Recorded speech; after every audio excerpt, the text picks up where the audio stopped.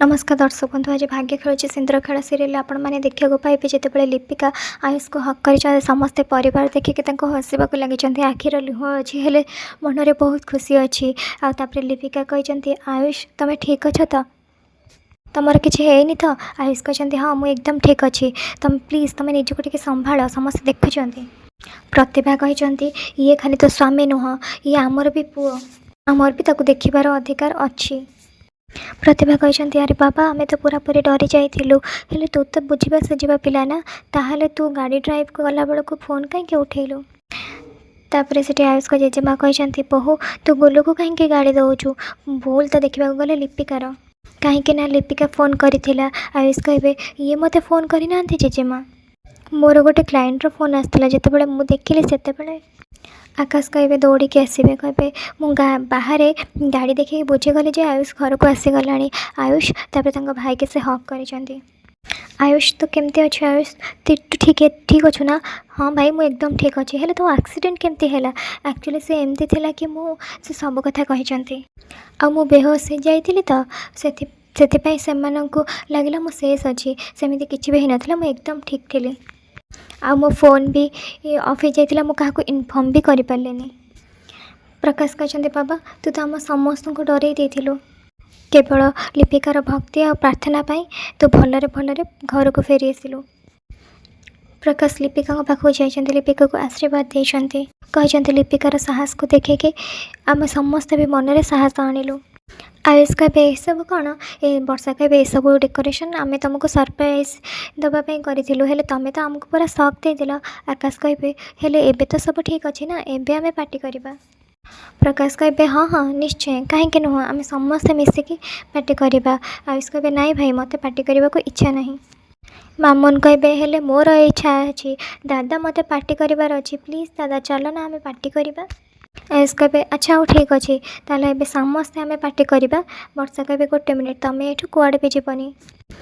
तापर से black colour कपड़ा तंका मुहरे बांधी कहते भाज तुम ये कौन करुच तुम बस पाखी बंद करके रुह। आपर से सरप्राइज देवाक नहीं जाइए।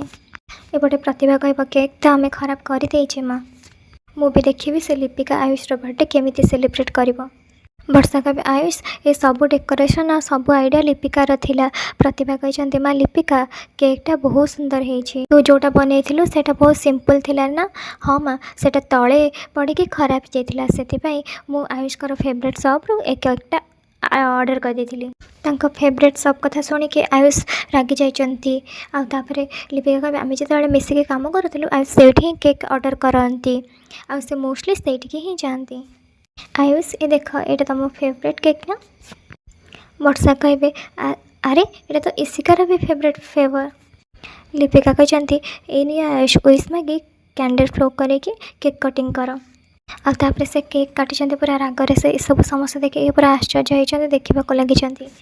लिपिका को चिल्लैक लगी कहते तुमको किए कहला ये मोर फेवरेट फ्लेवर बोली। आउे से रागी जाइए आई हेट दिस फ्लेवर मु सबुठ बेसी ए फ्लेवर को घृणा करे आई जस्ट हेट इट।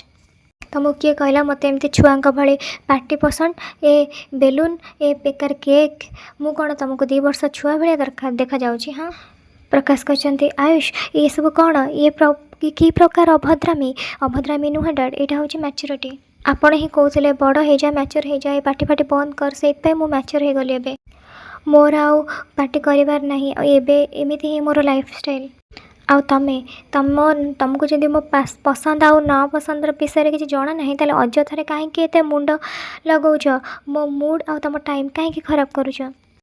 तुम मो पसंद को केबे बुझी पारबनी कहीं ना तुम से लेवल नुह आगू को जमती ये बेकार काम केबे न कर जस्ट को। प्रकाश कहे आयुष तो केथर बुझे बजे कि जनकर राग आउ जनक उपरे सुझा जाएनी बस डैड आज आउ किसी कहनी आज मो बर्थडे आपणकर जहाँ कहबार अच्छे मत काली सब मिसैक एकाथरे कहीदेवे।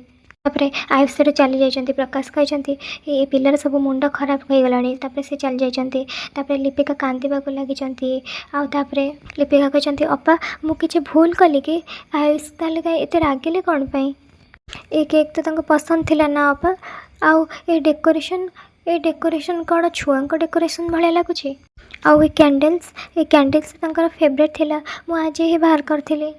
ମୋତେ ଲାଗିଲା ତାଙ୍କୁ ଏସବୁ ଭଲ ଲାଗିବ, ତାଙ୍କୁ ଏ ଡେକୋରେସନ୍ ପସନ୍ଦ ଆସିବନି ବୋଲି ମୋର ଜମା ବି ଆଇଡ଼ିଆ ନଥିଲା।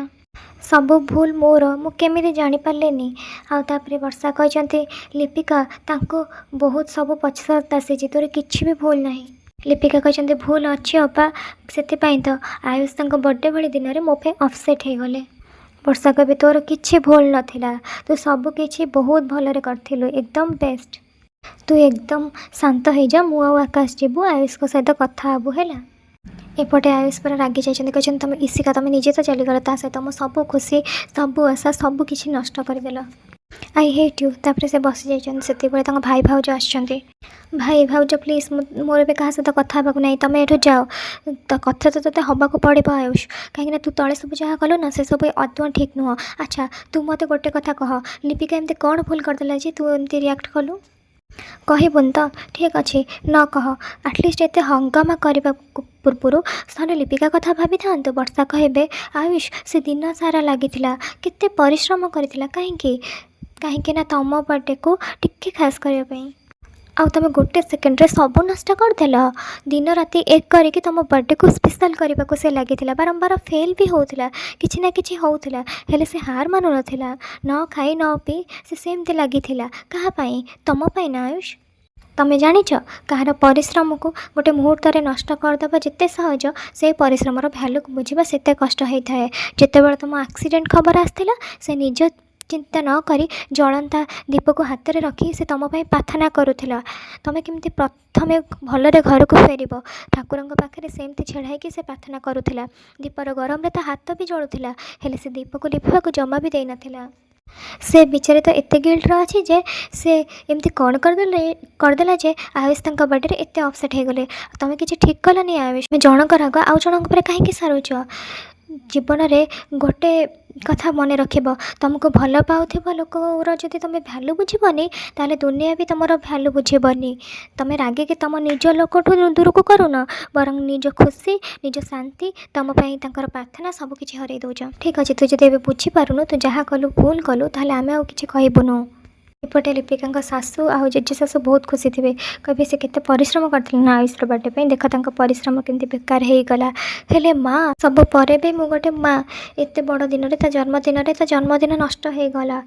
ସେ କେତେ ରାଗିଛି, କେତେ କଷ୍ଟରେ ଅଛି, ଏସବୁ ଦାୟୀ ପାଇଁ ସେ ଲିପିକା। ତୁ ଚିନ୍ତା କରନା, ଏ ବର୍ଷ ସିନା ତା ଜନ୍ମଦିନ ଭଲରେ ପାଳନ କରିପାରିଲାନି, ଆର ବର୍ଷକୁ ଆମେ ଜନ୍ମଦିନ ତାର ଧୁମଧାମରେ ପାଳନ କରିବା। ହଁ ମା, ଆପଣ ଠିକ୍ କଥା କହୁଛନ୍ତି, ଚାଲନ୍ତୁ ଏ ଲିପିକାକୁ ଯାଇକି ଆଉ ଟିକେ ବୁଦ୍ଧି ଶିଖେଇବା।